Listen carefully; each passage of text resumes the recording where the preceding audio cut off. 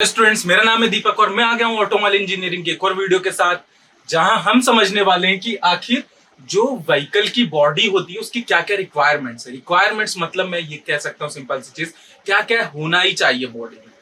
ठीक है, तो ये कुछ ऐसी प्रॉपर्टीज हैं या फिर हम कह सकते हैं इसी कुछ चीजों का हमें ध्यान रखना पड़ता है जब हम अपने व्हीकल की बॉडी को बनाते हैं। ठीक है ना, तो चलिए देखते हैं। सबसे पहली चीज, सबसे पहली और सबसे इंपॉर्टेंट चीज स्ट्रेंथ। स्ट्रेंथ की बात हम हमेशा करते हैं। स्ट्रेंथ का मतलब क्या है? देखिए, स्ट्रेंथ का मतलब ये है कि जब व्हीकल चलता है और चलने में क्या होता है आपको पता, बहुत ज्यादा एयर का फोर्स लगता है। या फिर दूसरी चीज, जब हम जैसे मेरा ट्रक है या कार है, जब उसके अंदर हम बहुत सारा वजन रख देते हैं या फिर जब उसके अंदर बहुत सारे पैसेंजर बैठते हैं बस के अंदर, तो उस बॉडी की स्ट्रेंथ यानी कि जो हमारे व्हीकल उसकी स्ट्रेंथ तो होनी ही चाहिए। ठीक है ना, तो क्या लिख सकते हैं यहाँ पे सिंपल सी चीज की, during the time of applying break. क्योंकि देखिए, ब्रेक भी लगाना एक बहुत चीज है। जैसे मैंने ब्रेक लगाया, आपको पता है ब्रेक लगाते हैं तो आप आगे की तरह यूं होते हैं, तो क्या हमारी वो बॉडी जो है, व्हीकल की बॉडी आगे की ओर नहीं जाती? जाती है। बट यही सब चीजें जो है strength during the time of applying break. ठीक है, इनर्शिया फोर्स। इनर्शिया फोर्स का मतलब यही है कि जब मैं एक्सीलेटर दूं तो पीछे और ब्रेक लगाऊं तो आगे। तो इन सब चीजों, बॉडी को भी इतनी स्ट्रेंथ चाहिए during the time of applying brake, inertia, air force. Vehicle can withstand. Withstand मतलब उसके साथ अच्छी तरीके से खड़ा रहना चाहिए। ठीक है, दूसरी चीज स्टिफनेस की।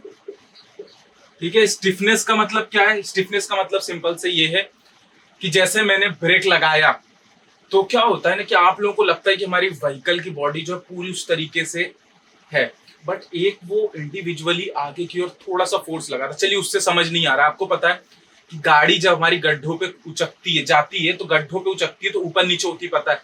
तो ये स्टिफनेस होनी चाहिए जो हमारे मटेरियल होता है, मतलब कि जो हम एक्सल बनाते हैं जिसमें हमारे पहिए लगे हुए होते हैं, तो उसकी स्टिफनेस होनी चाहिए कुछ ना कुछ। वो बहुत ज्यादा हार्ड नहीं होनी चाहिए। ऐसा नहीं मतलब ये हार्ड है, फोर्स लग रही है, लोग रही है, अचानक से टूट जाए, नहीं।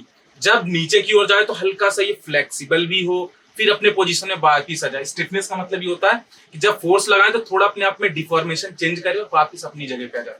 तो ये चीजों को हमें ध्यान रखना होगा स्टिफनेस का। आप लोग इसके बारे में लिखना चाहे तो लिख सकते हैं, टॉर्सनल स्टिफनेस। अब देखिए, टॉर्शनल स्टिफनेस का मतलब ये होता है कि जब हमारी व्हीकल को हम इधर उधर मोड़ते हैं ना, तो उस समय हमारे व्हीकल की जो बॉडी है वो बेहतरीन परफॉर्मेंस देनी चाहिए। क्यों?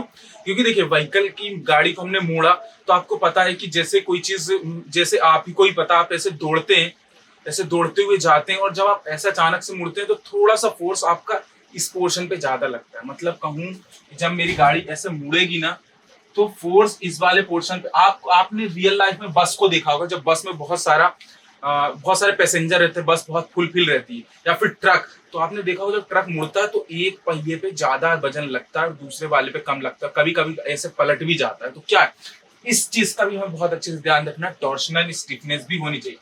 चौथी चीज हमारी स्पेस। स्पेस का मतलब ये है कि जब हम बॉडी की व्हीकल को डिजाइन करें तो इतना स्पेस होना चाहिए। मान लीजिए पैसेंजर जो बैठे हैं उनको स्पेस नहीं मिल रही है।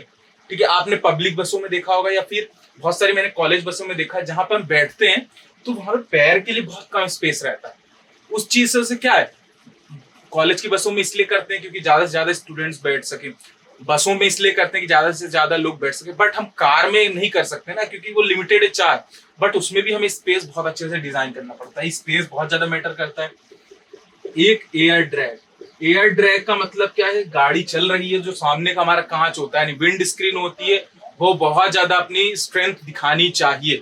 ठीक है ना, उसके बाद हम बात कर सकते हैं कोरोजन रेजिस्टेंस।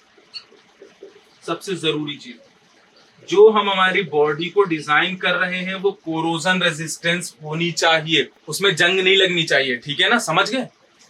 अब इसके बाद करते हैं सिक्स्थ वाला, प्रोटेक्शन अगेंस्ट वेदर, और आखिरी में प्रोटेक्शन अगेंस्ट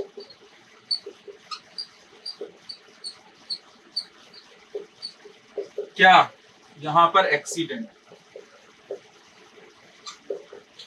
अब ये वेदर में क्या, मान लीजिए आप गाड़ी चला रहे हो, बर्फ बहुत तेज गिरने लगी।